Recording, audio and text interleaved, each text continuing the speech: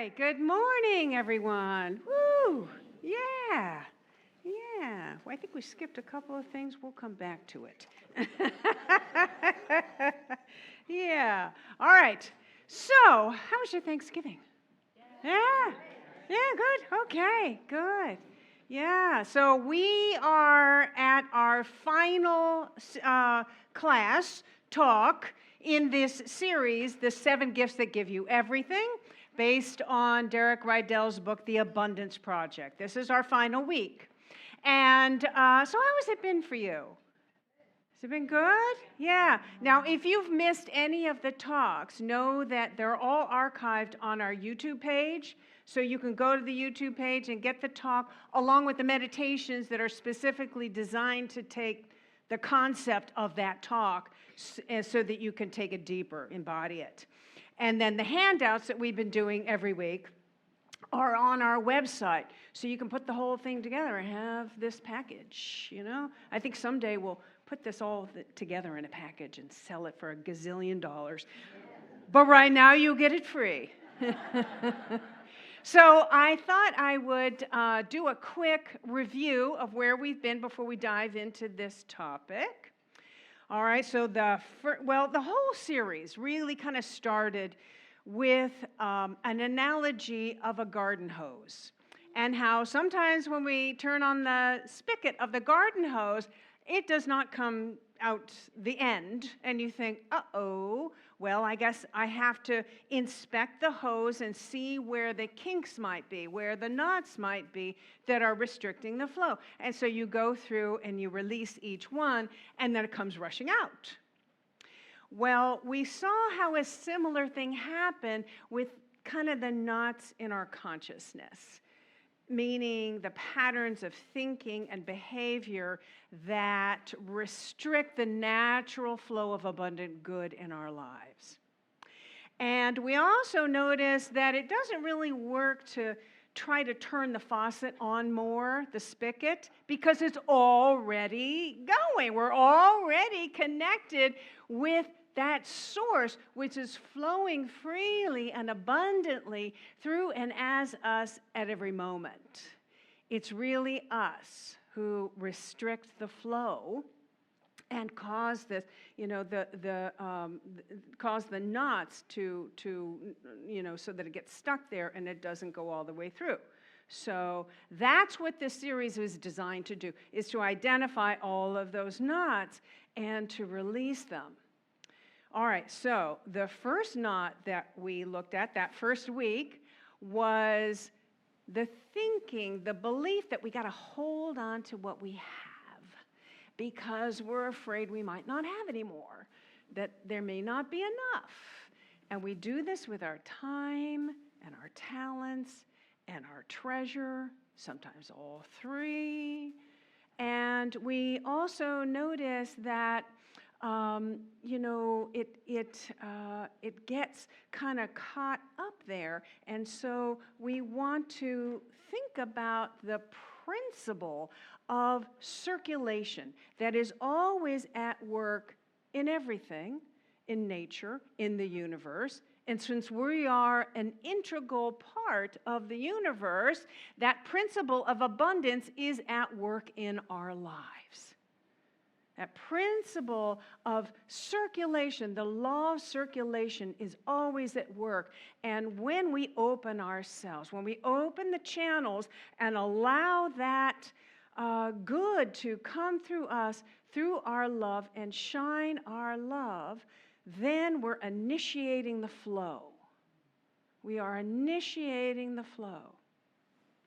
And, like fruit-bearing trees, when we share of our fruit, everything around us flourishes, including ourselves.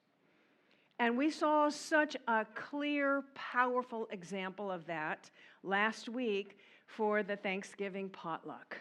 Didn't we? I mean, my God, what a feast. We could have fed all of Carborough, I think. with more left over. And it was like, and it was all different, wonderful things. It wasn't 25, sweet potato casseroles. It was all like a variety of wonderful things. And we were all nourished, and we nourished each other, and we had more left over. That's what we're talking about. As we come together and share our love, the abundance just multiplies, right? So now the second week, we explored what might be literally blocking our path, and how when we want to grow, our intention is to grow and evolve, we have to sometimes change our environment. We can't really keep everything in our environment the same and expect to grow and evolve. And so this was the week we did the physical decluttering. Remember that? And we all sort of, dug in there and endeavored to clear out the drawers or the closets or the garage or something, and then we passed all that stuff down, right? We blessed everyone else with that stuff. And when we do this, we are not just releasing the physical stuff, but we're also releasing the old stories that some of those things represented, those old ideas. And then the third week, Nathan was here, and he helped us explore this idea of giving up. Right? He came up here and he said, we're going to give up today. When what he meant was we were giving up, we were sort of cleaning out our mental junk drawers. And looking at this idea of how very often material things that we think are going to provide fulfillment or safety or provide meaning for us are very often poor representations of those deeper intangible things that we really want. And as we release them, we open to new possibilities. We make way for new possibilities, right? And so the next week, we explored what those possibilities were. What is that next level of growth and evolution that is seeking to emerge through and as us?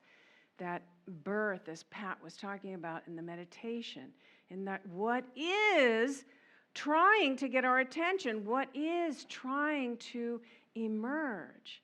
And as we look at that and make space for it, and we talked about how we can release the struggle, right? The ego-based efforting of trying to make our good manifest, and instead learn how to make it welcome.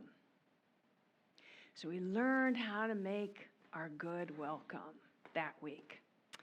All right, and then in week 5, we looked at giving to yourself, and how to practice the art of self-care, right? The art of self-care.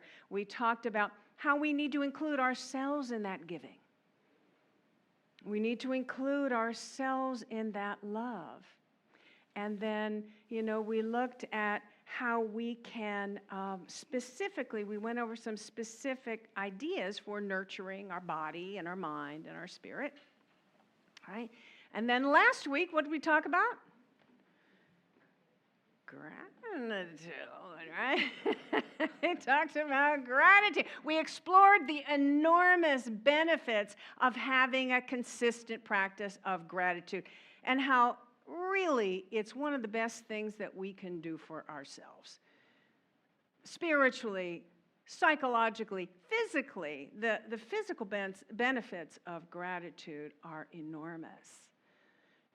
And we talked about this idea of how gratitude kind of expands our capacity to receive because it affirms our worthiness of having.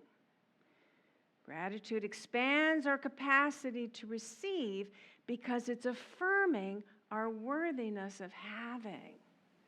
And then we went over some specific formula for kind of the steps of proactive gratitude, how we can practice proactive gratitude, which, again, initiates that flow.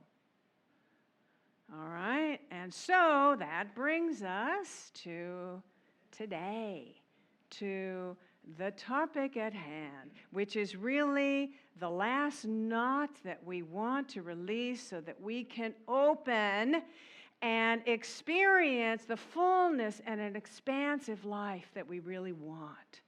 So that last knot is, drum roll please. Thank you. Resentment, lack of forgiveness. We save the best for last. Yeah. In fact, it is that holding on to resentment that is the biggest knot in a lot of people's garden hose. It is the thing that really blocks the flow of good in our lives. And so, here's the thing. We know that holding on to resentment, being unwilling to forgive, doesn't hurt the other person, does it?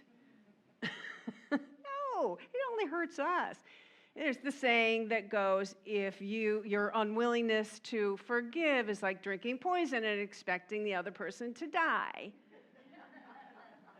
You're only poisoning yourself.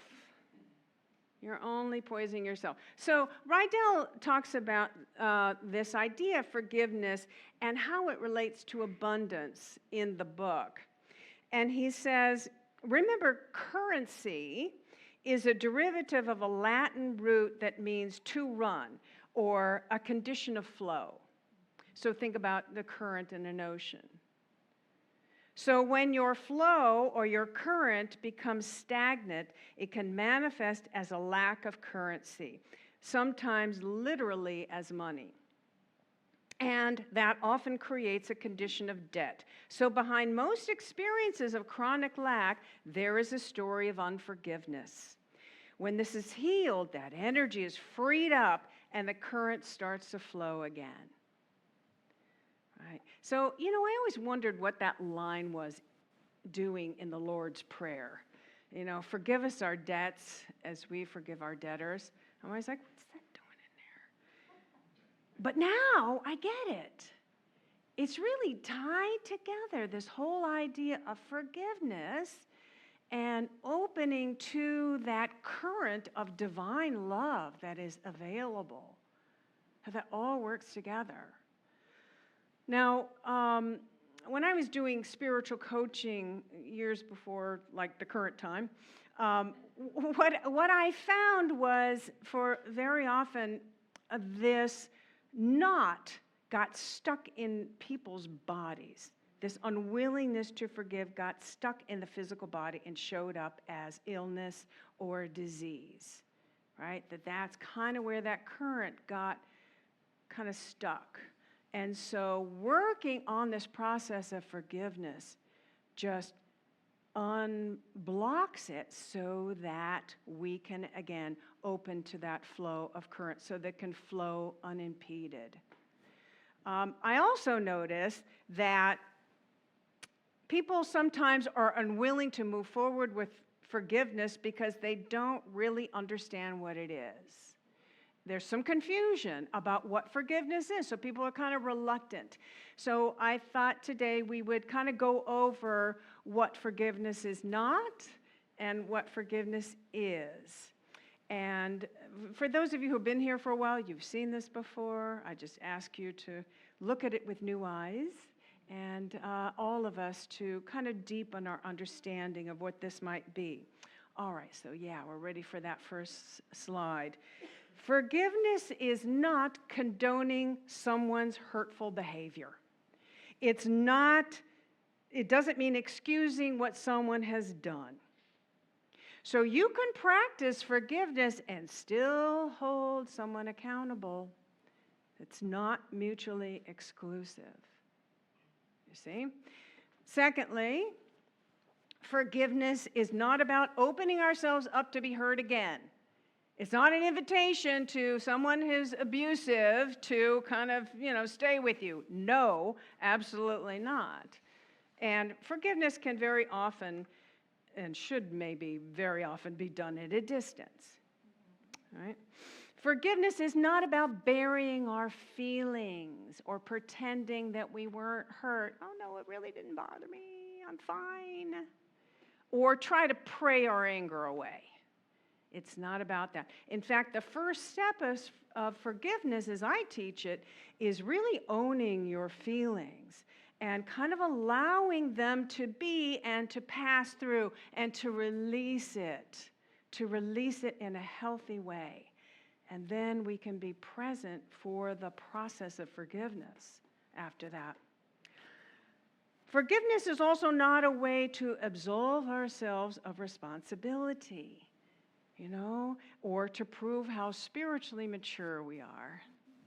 See how mature I am. I'm forgiving you.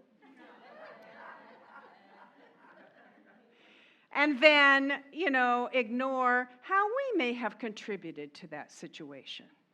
If we really dig deep, we might be able to find something in there. And I'll bet all of you can think of situations in your life, relationships that maybe didn't end well. We're like, maybe I kind of contributed to that. But I've learned different. I've learned something different. I've learned not to do that anymore, or to do it in a different way. And then that adds to our growth, right? Okay, so now let's look at what forgiveness is. What forgiveness is a recognition that that individual is a fallible human being who's made a mistake, right? Temporarily forgotten who he or she is, forgotten their oneness with Source, forgotten their oneness with others, and maybe is acting out of some unconscious shadows, maybe acting out of their own wounding. Or, generational trauma is a thing too, and also groups of people. You can see this in groups of people. This unhealed generational trauma can cause people to hurt other people. We see this happen in the Middle East over and over and over again. So forgiveness is really about recognizing that the other person does the best they can with the consciousness they have at the time. You can't do anything else. And so do you, by the way. You do the best. You've always done the best you possibly can with the consciousness you had at the time. And so self-forgiveness is definitely part of this. Really include yourself in this. I always did the best I could with the consciousness I had at the time. I'm at a different place now. I don't have to do that, but I can forgive myself and that other person because they weren't there in consciousness, and there might have been some unhealed stuff. Okay. Also, okay, so now I'm learning, right? Just so you know, I'm learning along with you all. And so I'm learning also that part of the forgiveness process is separating out the facts of the situation from the story we make up about it. There's the facts of what somebody did, and then there's what our mind conceives, what all that means. Oh, they really meant this, and this means this to me. And that causes the feelings to arise. And it's the feelings that make it difficult to forgive. So we want to separate out what the person has done, facts, from the story we've made up about it. Right? All right, so Dr. Martin Luther King said this about forgiveness. We must develop and maintain the capacity to forgive. He who is devoid of the power to forgive is devoid of the power to love. There is some good in the worst of us and some evil in the best of us. When we discover this, we are less prone to hate our enemies. Right? He should know a thing or two about that. Yeah. So the other thing that's good about, and you could take that down now. The other good thing about forgiveness is when we offer it. When we really offer it, we are in some little way helping for the healing of the collective consciousness. And when more and more of us are able to offer forgiveness to ourselves and others, we are helping to shift the collective consciousness in a powerful way. Now, I don't want you to think that, oh, she thinks this is really easy. Oh, this must be really easy. It is not. We know, particularly for people who have really hurt us, who have really betrayed us in some way, it's not easy. That's why we always want to remember that forgiveness is a process. It's a process. I think this is why Jesus said you need to forgive 70 times 7. I don't think he was being literal. I think it was just getting the idea to us that it's a process and a practice. It's a practice that begins with a willingness. So I want you to hear that, because if there's something going, I can't get to the place where I can forgive that person.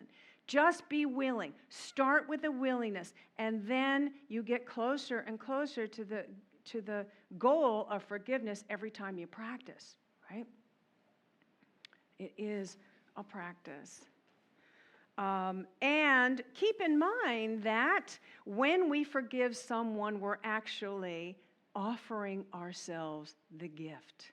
We are forgiving, and we are giving ourselves the gift because we're opening ourselves up to the gifts of peace and of joy and of abundance and of healing that's kind of just waiting for us.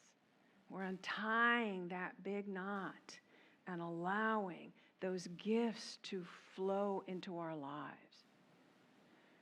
Also, forgiving means giving forth of our love. Giving forth of our love. So we're no longer holding anything back. We can share of who we truly are, the fullness of our love. And that, dear ones, is the key to unlocking all of the abundance that we could imagine for ourselves. And that's the point. That's the point of the whole series, is giving is the secret to life. Because life doesn't come to us. It comes through us. It comes from source through us. Right? It comes through us. And so the more that we can open our vessel, the more that we can share our love, the more we bless the world and the more we flourish. Okay, so I've got some handouts that will take you through the whole forgiveness process, one step at a time. And if the greeters will pass them out, you take that and you add it to your little packet of handouts, right? And if you missed when we were handing out the envelope, that's the place where you can hold all of these pieces of paper, then raise your hand and we'll hand that to you as well.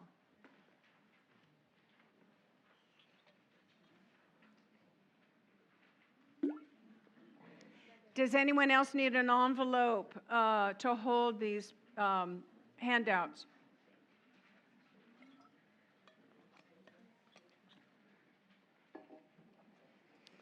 All right, so you take this home, you